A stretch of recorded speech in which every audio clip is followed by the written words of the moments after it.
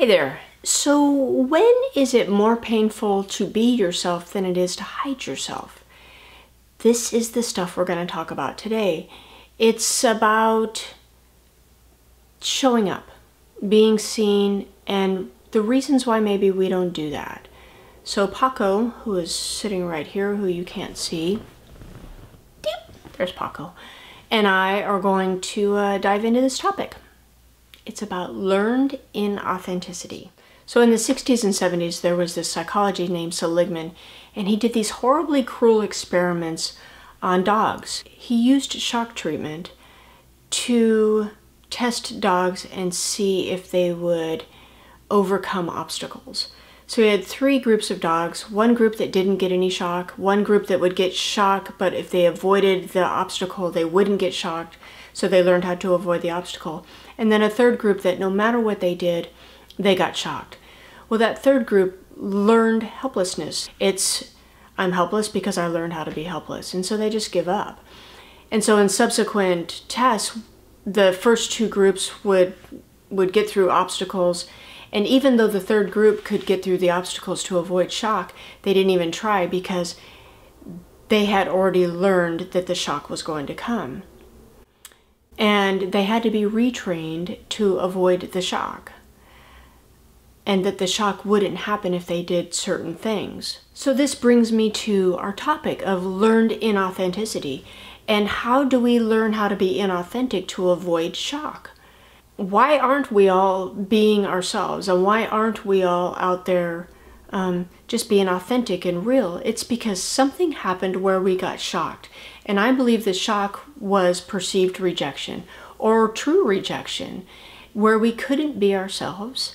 And so we faked it. We became something else. We tried to fit in something. We did something to avoid shock or avoid rejection. So I'm going to talk about a couple of things where I think this happened to me. The first was when I was in 6th and 7th grade. I had this best friend in 6th grade. We did everything together. We stole her dad's motorcycle. We stole booze from our parents. We hung out. We ditched school. Did we ditch school? We didn't ditch school. I started that in junior high. But we were kind of troublemakers. And we had this summer apart. Like, her mom didn't like me for obvious reasons.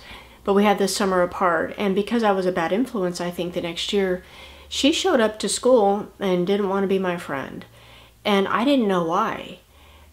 But it felt like rejection, because it was rejection. But what she was rejecting, in my opinion now, 78 years later, she was rejecting the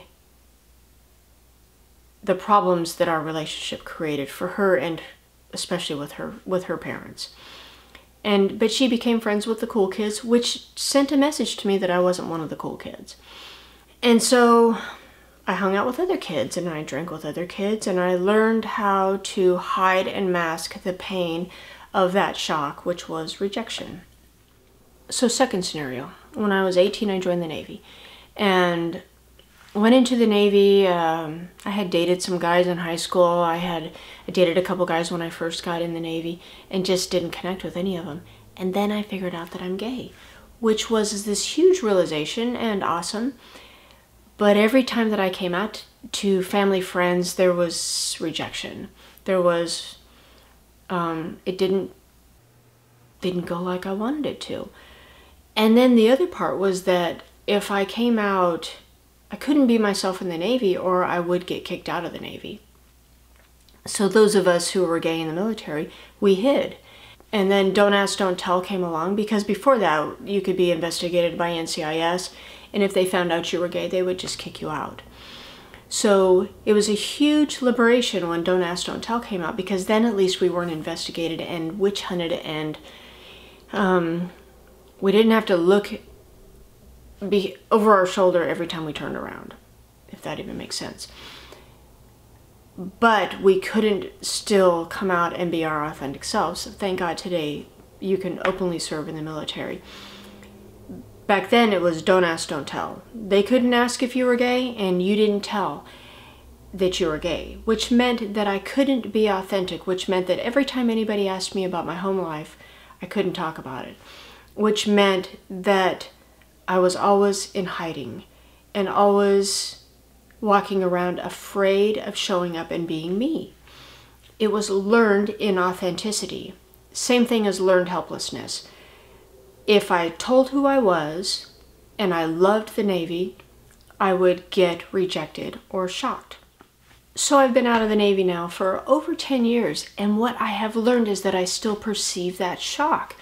Every time I talk about who I am, there is a part of me that braces for impact, that braces for the shock of rejection. The problem is that every time I don't talk about and be who I am rejecting myself. This is why I feel like this topic is so important, because when we don't show up and be who we are rejecting our pieces and our parts.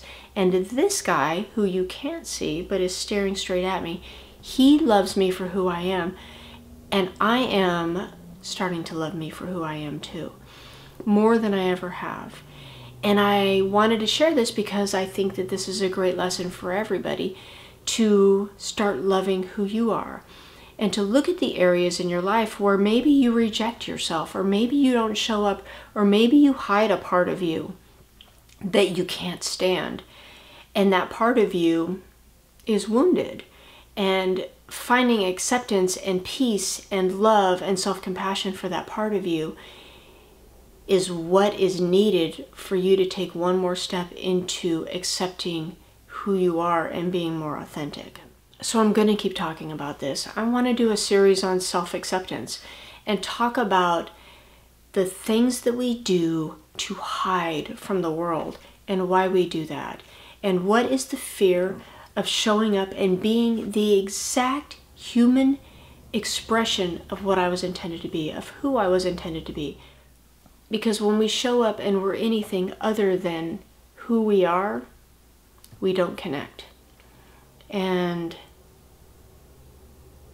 learning to connect and be the exact expression of who you're supposed to be is the best gift you can give anybody, but especially the best gift you can give you.